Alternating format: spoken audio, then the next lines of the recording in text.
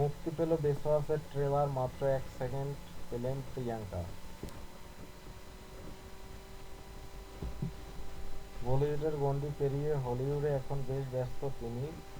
কোয়ান্টিটির জন্য হলিউডে বেশ জনপ্রিয় হয়েছেন Priyanka Chopra.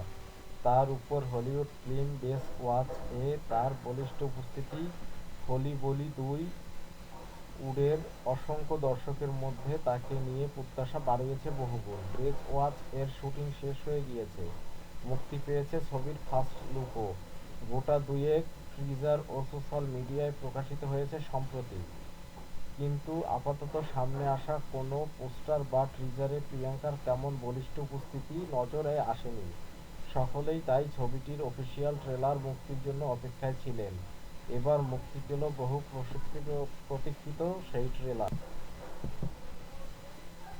Dwayne Johnson, Alexandra দাদ্দারিয়ার উপস্থিতিতে যথেষ্ট উত্তাপ ছড়িয়েছে 2 মিনিটের এই ট্রেলারে।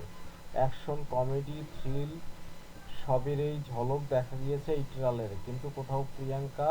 2 মিনিটের ট্রেলারে 1 সেকেন্ড উপস্থিতি, ব্যাস এইটুকুই। এই ছবিতে নাকি মুখ্য নেগেটিভ চরিত্রে রয়েছে প্রিয়াঙ্কা। চিত্রনাট্য বেশ খানিকটা জায়গায় রয়েছে শুধু তারই জন্য, কিন্তু ছবির প্রচারের মুখ হিসাবে তিনি কোথায়, সেখানে তো তার উপস্থিতি প্রায় নেই বললেই চলে। ইনস্টাগ্রামে বা টুইটারে ছবির নায়ক এবং প্রযোজক ডোয়েন জনসনের সঙ্গে কয়েকটা ছবি ছাড়া তেমনভাবে এখনও দেখা গেল না প্রিয়াঙ্কাকে। তাই বেচওয়াচ এই ট্রেলার মুক্তির পর বেশ হতাশ হয়েছে প্রিয়াঙ্কার ভক্তকুল। বেচওয়াচের ট্রেলার দেখে একবার খুঁজে নিন প্রিয়াঙ্কাকে।